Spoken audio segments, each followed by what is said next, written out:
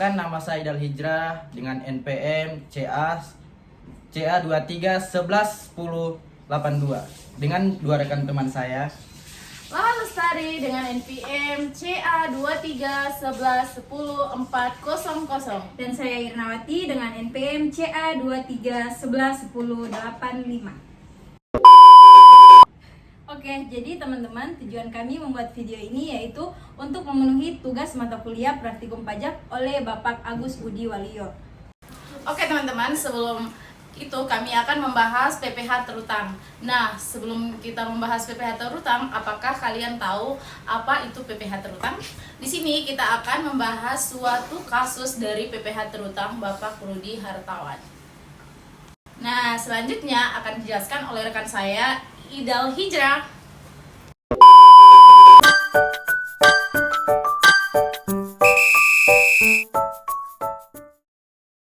Nah guys, saya akan menjelaskan tentang pajak penghasilan atau PPh terutang. Pajak penghasilan atau PPh terutang adalah pajak terutang yang dihitung dari penghasilan kena pajak. Penghasilan pasal 21 terutang adalah pada saat dilakukan pembayaran atau pada saat terutangnya pajak penghasilan yang bersangkutan. Dan PPh 21 terutang bagi pemotong untuk setiap masa pajak. Oke, sebelum kita mengerjakan kasus PPh terutang Bapak Rudi Hartawan, kita harus mengetahui mengenai Bapak Rudi Hartawan. Di sini Bapak Rudi Hartawan mempunyai istri dan 3 orang anak. Bapak Rudi Hartawan juga mempunyai toko bahan bangunan yang dikelola oleh istrinya. Dan Bapak Rudi Hartawan juga sendiri bekerja sebagai manajer di PT Banteng Perkasa. Oke, teman-teman bisa lihat data lengkap dari Bapak Rudi Hartawan di sini. Cekidot.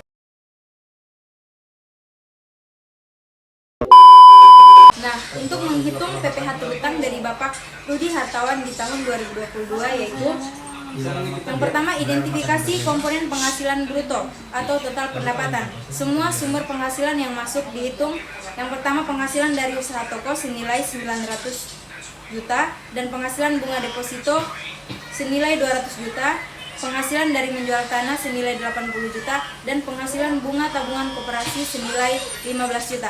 Jadi total penghasilan bruto yaitu senilai 1.195 juta. Nah, dan untuk pengurangan biaya dari pengeluaran, biaya yang diperbolehkan sebagai pengurang penghasilan yaitu biaya toko senilai 375 juta dan biaya hidup 250 juta dan biaya lain-lain 30 juta. Jadi total biaya dari pengurangan biaya pengeluaran yaitu senilai 655 juta. Nah, untuk perhitungan penghasilan neto atau PPN-nya, penghasilan neto dihitung dari penghasilan bruto dikurangi biaya, yaitu penghasilan neto sama dengan 1.165 juta dikurang 655 juta sama dengan 540 juta rupiah. Nah, untuk penghitungan pajak penghasilan atau PPh terutangnya yaitu berdasarkan tarif PPh progresif tahun 2022 yaitu 5% untuk penghasilan hingga 50 juta rupiah, 15% untuk penghasilan 50 juta sampai 250 juta rupiah dan 20% untuk penghasilan di atas 250 juta rupiah.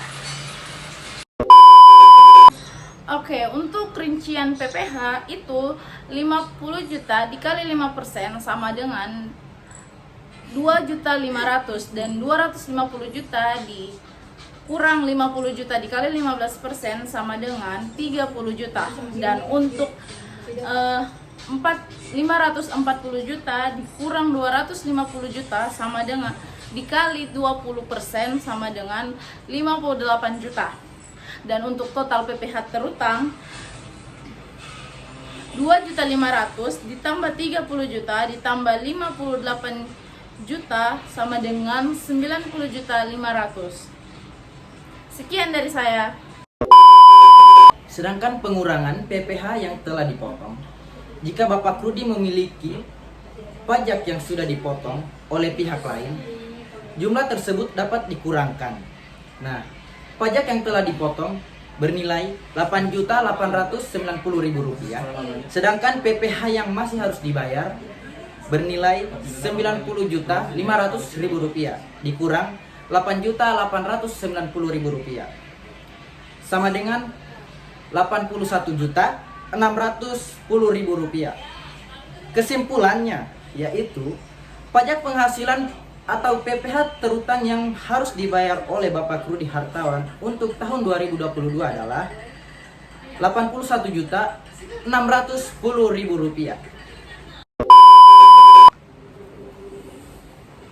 Oke, baik teman-teman, mungkin itu saja penjelasan dari kami mengenai PPh terutang dari Bapak Rudi Hartawan.